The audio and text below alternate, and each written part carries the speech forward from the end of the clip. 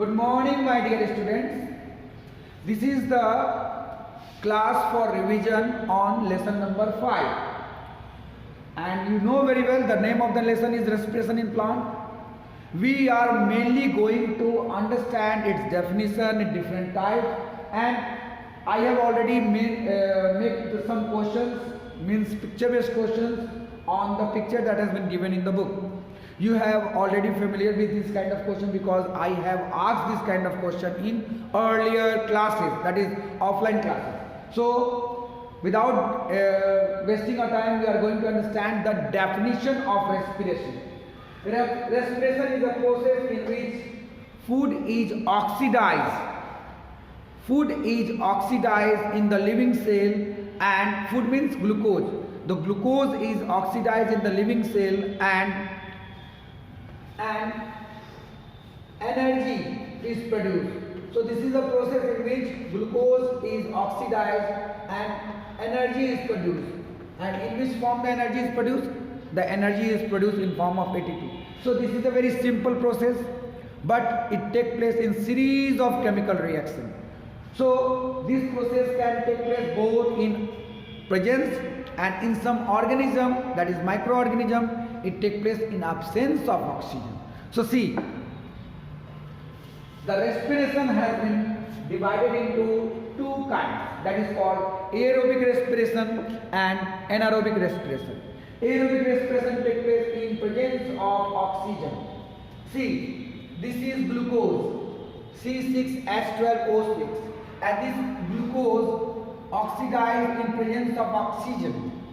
In series of chemical reaction inside the living cell, they are producing 6 molecules of carbon dioxide, 6 molecules of water, and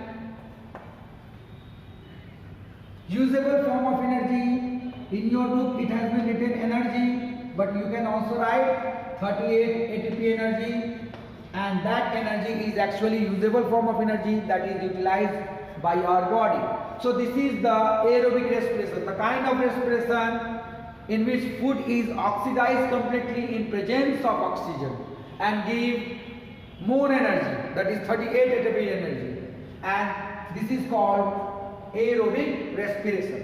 But in case of anaerobic respiration,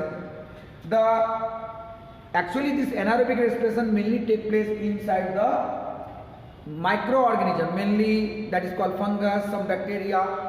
So in this case, the bacteria or fungi oxidize this glucose in absence of oxygen.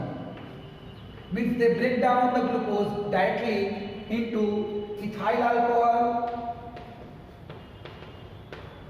carbon dioxide, and 2 ATP energy. Okay, so in this case you can see there is incomplete breaking down or incomplete oxidation of glucose takes place. Glucose is not completely oxidized because there is absence of oxygen.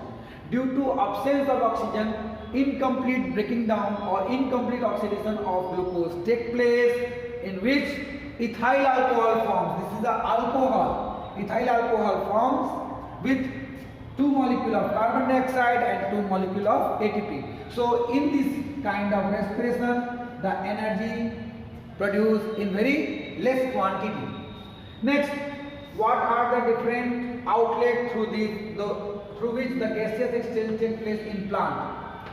So in case of plant, the gaseous exchange mainly takes place through their stomata that are present on the surface of the leaves, either on the upper surface of the leaf or on the lower surface of the leaf. So these stomata are actually the tiny openings that are present on the upper or lower epidermis of the leaf, and these tiny openings help in the exchange of gases. It helps in transpiration, it helps in gaseous exchange as well, and the other opening through which the plant take or exchange the gaseous or do help the gaseous exchange, means gaseous exchange take place, is the lenticels. They are mostly found in the bark of the old tree and the roots of the dicotyledon trees. These are the permanent openings that are formed due to the cracks in the old stomata. When the stomata become died and become old, it makes a crack on the old barks of the huge tree. So many times we have seen there is a lots of cracks on the tree like mango and all. So these cracks are actually the lenticels, and they are the permanent opening through which the gaseous exchange take place. I hope you understood. So these two are the outlets, that is called stomata and lenticels. Sometimes the surface of the root hairs also help in the exchange of the gases, and it is obviously present under the earth, so through which the root take the oxygen and give out carbon dioxide. So at the in case of the small plants, or you can say in case of the plants which is in case of the roots, the gaseous exchange take place mainly through the root surface of the root. I hope you understood. Now there is two distinguished between has been given in the book, that is called aerobic and anaerobic respiration. It is well known to you that aerobic respiration takes place in presence of oxygen. In case of anaerobic respiration does not require, means in anaerobic respiration food oxidize in absence of oxygen, and here in aerobic respiration food oxidize in presence of oxygen. So one point is there. Second, in case of aerobic respiration food is completely oxidized. In case of anaerobic respiration, food is incompletely oxidized. Next one, more energy produced in case of aerobic respiration and less energy produced in case of anaerobic respiration. This information is already, this distinguish has been given already in the book. You can go through in your book, you will understand very well. Now, what are the differences between respiration and photosynthesis? So in case of respiration, glucose and oxygen are mainly utilized by the living cell, and in case of photosynthesis, glucose is produced, means they need carbon dioxide and water as a raw material, and in case of respiration, what is the raw material? Glucose and oxygen. See, this is the glucose and this is the oxygen. So in case of plants, in case of respiration, glucose and oxygen are the raw material, and in case of photosynthesis, carbon dioxide and water are the raw material. Next, what is the end product? In case of respiration, carbon dioxide, water and energy are the end product, but in case of photosynthesis, glucose and oxygen are the end product. So it is just one opposite to another. The data has already been given in the book, go through it. One more important, respiration takes place in two steps, that is called glycolysis and Krebs cycle. Glycolysis takes place in the cytoplasm of the cell, while Krebs cycle takes place in the mitochondria. In case of photosynthesis, photosynthesis has two phases, that is called light phase and dark phase. Both the light phase and dark phase take place in the chloroplast. Inside the thylakoid, or you can say in the granum, the light phase takes place, and in stroma the dark phase takes place. So this is the very simple differences I have given over here. It has already been given in the book. Try to understand from there also. Okay. Now we are going to study a picture based question. There are lots of questions, around 5 questions has been given, and I have drawn a figure over here. Try to understand the figure. What is the figure given of? See, so the question has been given, name the structure. So the given structure is, yes, very good. It is stomata. The given structure is stomata. So obviously you can easily answer the question number 2. Where are they found? They are found on the surface of the leaves, either on the upper epidermis or the lower epidermal cells. Okay. Sorry, lower epidermal surface. Next, name the marked 1 and 2. See, what is the one? What does the one indicate? One indicate the guard cell, and what is the name of the another? Yes, it is the stomatal aperture. or stomatal openings. Okay, I hope understood. So what is the name of these? These are the epidermal cells. Okay, next, what are their main function? What is the function of stomata? Again asking. So the main function of stomata to help in the exchange of the gases and also in transpiration. Transpiration means evaporative loss of the water in form of water vapor. Means loss of water from the aerial part of the plant in form of water vapor. So this is transpiration.